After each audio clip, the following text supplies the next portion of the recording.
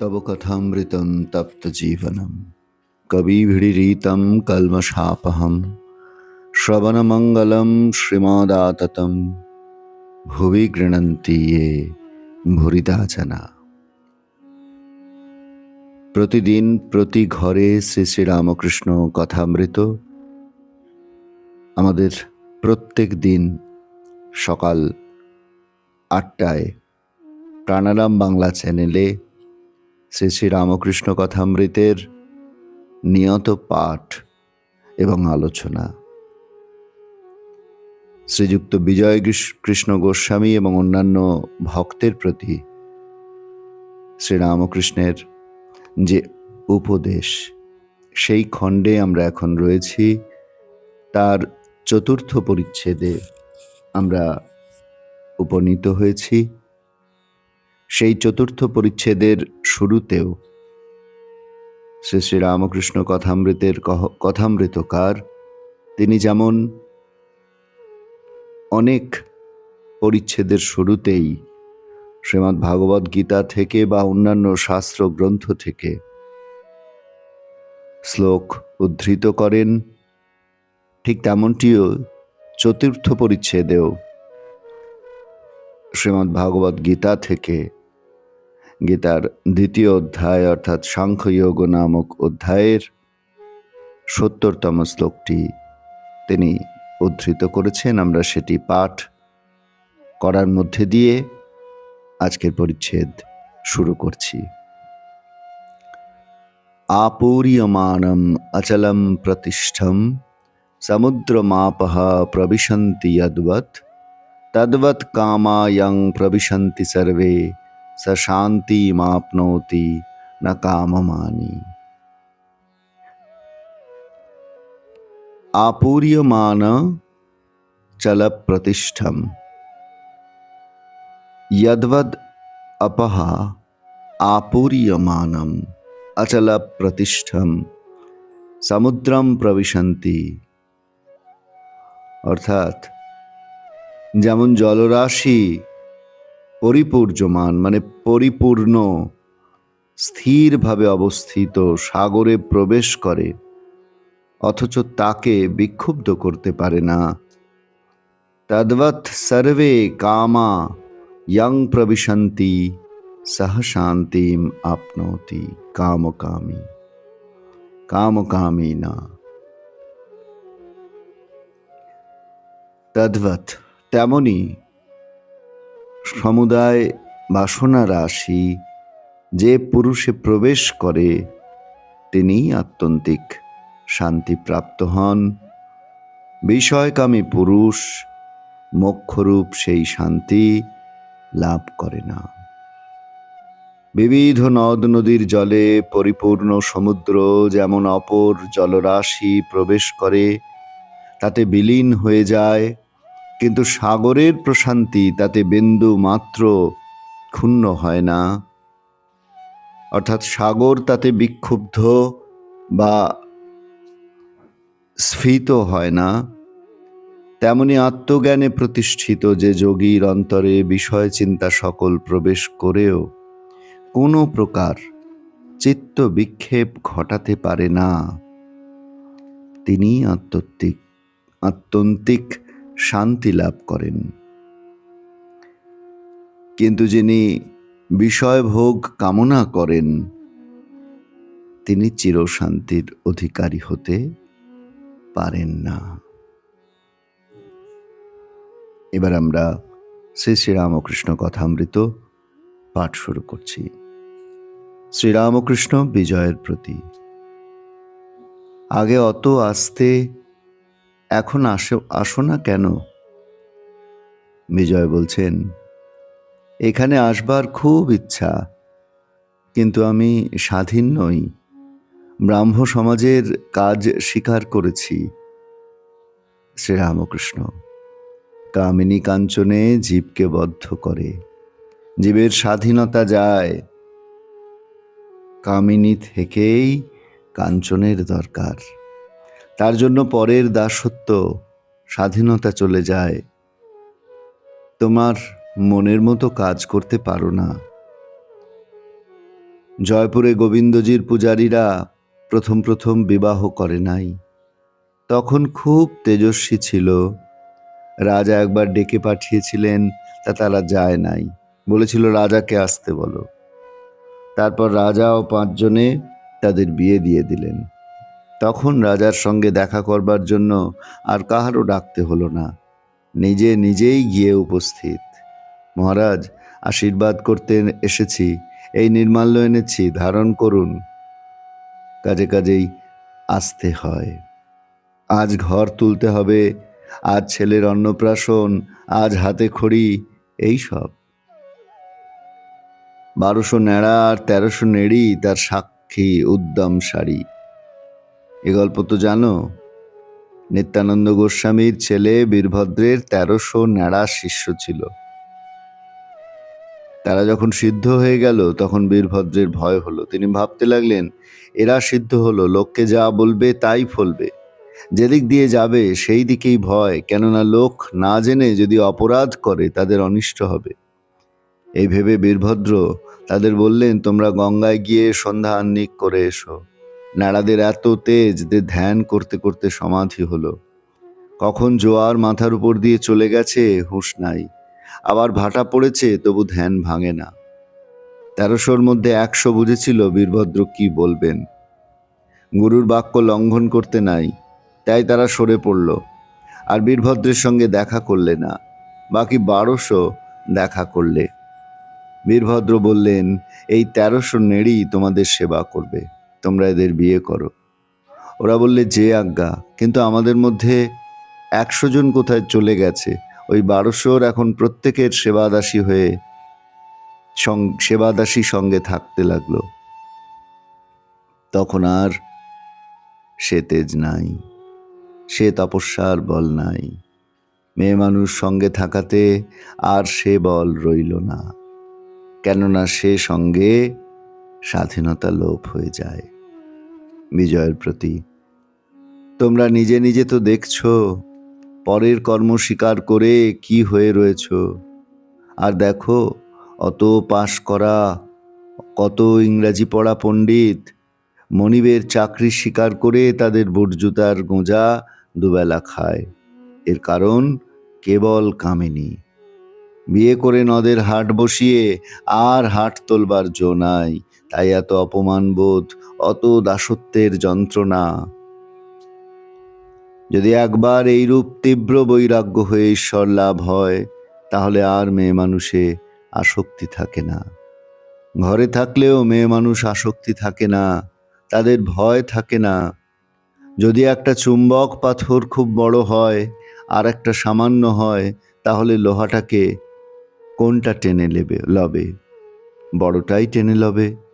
ঈশ্বর বড় চুম্বক পাথর, তার কাছে কামিনী ছোট চুম্বক পাথর। কামিনী কি করবে? একজন ভক্ত তখন জিজ্ঞাসা করছেন, মহাশয়, মেয়ে মানুষকে কি ঘৃণা করব? শ্রীরামকৃষ্ণ বলছেন, যিনি ঈশ্বর লাভ করেছেন তিনি কামিনীকে আর অন্য চোখে দেখেন না যে ভয় হবে।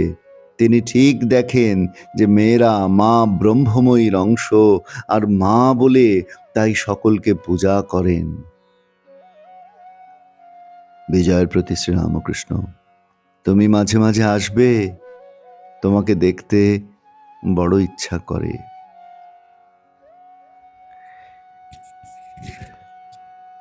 আমাদের 99তম পর্বে আমরা শ্রীযুক্ত বিজয়কৃষ্ণ গোস্বামীর সঙ্গে শ্রীরামকৃষ্ণের এই যে সাক্ষাৎকার, বিজয়কে অত্যন্ত শুদ্ধ আধার, অতি উচ্চ বংশের সন্তান বিজয়কৃষ্ণ, তার প্রতি শ্রীরামকৃষ্ণের যে স্নেহ এবং তার প্রতি যে বিশেষ করুণা, শ্রীরামকৃষ্ণের, সেইটি আমরা যেন প্রত্যক্ষ করতে পাচ্ছি ঠাকুরের কথার মধ্যে দিয়ে। বিজয় যাতে বিষয়াসক্ত না হয়ে পড়েন, কামিনী কাঞ্চনে যাতে আসক্ত না হন, সেটি যেন বিশেষ করে শ্রীরামকৃষ্ণ বিজয়কে কেন্দ্র করে বলছেন।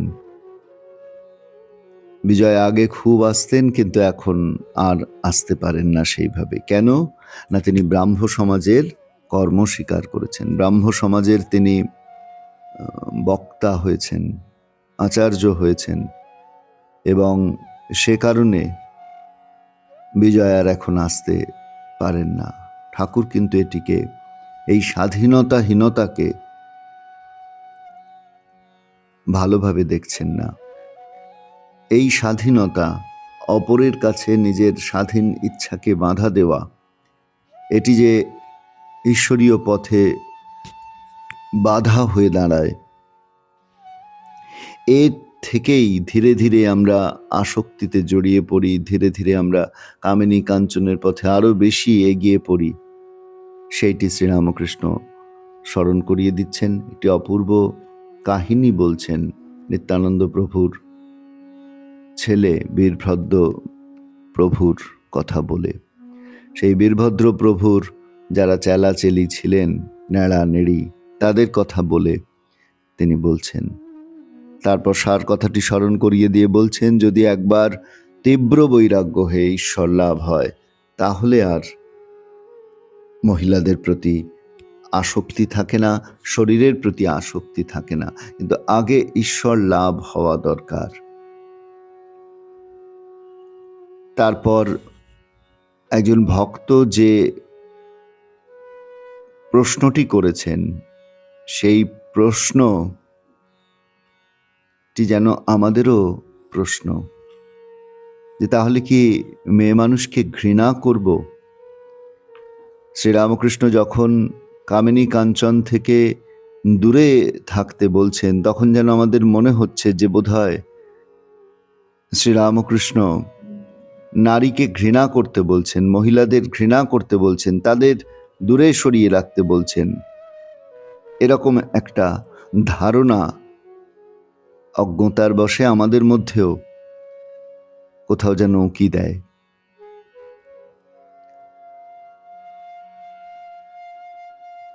এবং আজকের সমাজে আমরা বড় হচ্ছি, আজকের নারী স্বাধীনতার যুগে, আজকের নারী প্রধান সমাজের যুগে, নারী প্রগতির যুগে দাঁড়িয়ে আমরা যখন এই প্রশ্নটিকে আমাদের প্রশ্ন হিসেবে দেখি, যে তাহলে কি শ্রীরামকৃষ্ণ আমাদের মেয়েদের ঘৃণা করতে শেখাচ্ছেন,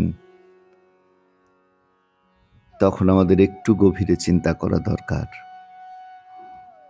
শ্রীরামকৃষ্ণ বুঝেছিলেন সর্বপ্রথম প্রয়োজন নারীর অন্তস্থ সেই সুপ্ত দৈব চেতনার জাগরণ। নারীর প্রতি তাঁর দৃষ্টিভঙ্গি ছিল সম্পূর্ণ মৌলিক, স্বতন্ত্র। তার চিন্তনে নারী জগদম্বারই প্রতিরূপ। শ্রীরামকৃষ্ণ আলোকে তাই মাতৃজাতির মূল্যায়ন এক অন্য মাত্রা পেয়েছে। রামমোহন প্রমুখের চিন্তা ও কাজে যে চেতনার স্ফুরণ ঘটেছিল, শ্রীরামকৃষ্ণের মননে তারই পূর্ণ প্রকাশ। শ্রীরামকৃষ্ণ বুঝেছিলেন সমষ্টি সমাজের উন্নতির জন্য মেয়েদের অবস্থার উন্নতি আশু প্রয়োজন। কথামৃতে যে কামিনী কাঞ্চন ত্যাগের কথা আমরা পাচ্ছি বারবার, সেখানে শ্রীরামকৃষ্ণ মানুষের কাম অর্থাৎ অর্থের প্রতি লোভকে নির্দেশ করছেন। মেয়েদের ত্যাগ করতে বলেননি কখনো, বরং পুরুষদের তিনি যেমন অবিদ্যা শক্তি সম্বন্ধে সচেতন করেছেন, মেয়েদেরও সাবধান করেছেন পুরুষ কাঞ্চন সম্বন্ধে। তার উদার দৃষ্টিভঙ্গি ভক্ত পরিবারের বধূ ও কন্যাদের আধ্যাত্মিক জাগতিক কল্যাণ বিধানে সদাই প্রসারিত ছিল। আবার তা প্রবাহিত হতো সমাজের প্রতিটা অবহেলিতা মেয়েদের প্রতিও।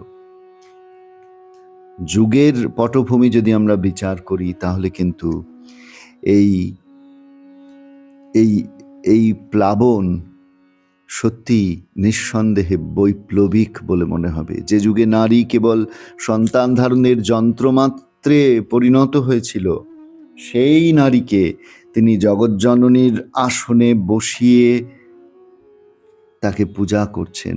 প্রতিটি মানুষই অনন্ত শক্তির আধার, এই বোধে শ্রীরামকৃষ্ণ প্রতিষ্ঠিত। তাই সমাজের সকল শ্রেণীর লোককে তিনি সমান সমদৃষ্টিতে দেখছেন। তৎকালীন সমাজে যারা ঘৃণিত শ্রীরামকৃষ্ণ রঙ্গালয়ে সেই অভিনেতা অভিনেত্রীদের অভিনয় দেখছেন এবং তাদের মান বাড়াচ্ছেন।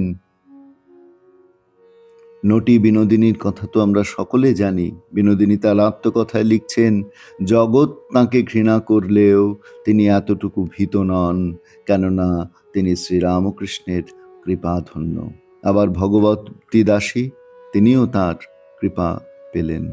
প্রথম জীবনে তার চরিত্র ভালো ছিল না, কিন্তু ধীরে ধীরে শ্রীরামকৃষ্ণ স্পর্শে তার জীবন বিবর্তিত হলো, পরিবর্তিত হলো, ঈশ্বরময় হয়ে উঠল। নারী সম্বন্ধে অবজ্ঞার ভাব প্রকাশ করায় হরি মহারাজকে একবার বলেছিলেন, নারী মূর্তিদের অবজ্ঞার চোখে দেখার কারণ কি? তারা জগন্মাতার মানবী মূর্তি, তাদের মায়ের মতো দেখবি ও শ্রদ্ধা করবি। তাদের প্রভাব হতে মুক্ত হবার এই হচ্ছে উপায়।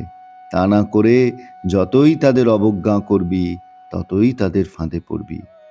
শ্রীরামকৃষ্ণের এই অভিনব মূল্যায়ন বিস্ময়কর বই কি। নারীদের তিনি দিতে চেয়েছিলেন সর্বোচ্চ সম্মান, যা তাকে আত্মশক্তিতে উদ্বুদ্ধ করে যথার্থ নারীত্বের মহিমায় ভাস্বর করে তুলবে। তাই শ্রীরামকৃষ্ণের দৃষ্টিভঙ্গিকে যদি আমরা বুঝতে চাই, নারীর প্রতি সেই শ্রদ্ধা আমাদেরকে আরো আরো বেশি করে জাগ্রত করতে হবে। আজকে কথামৃতের মধ্যে দিয়ে আমরা সেটিকে সামান্য বোঝার চেষ্টা করলাম বন্ধু। আজকের পর্ব এই পর্যন্তই। আপনারা সকলে আমাদের সঙ্গে থাকবেন। প্রাণারাম বাংলা চ্যানেলে প্রতিদিন প্রতি ঘরে শ্রী শ্রী রামকৃষ্ণ কথামৃতের আমাদের এই নিত্য অনুধ্যান শিবিরে। সকলকে ধন্যবাদ, নমস্কার।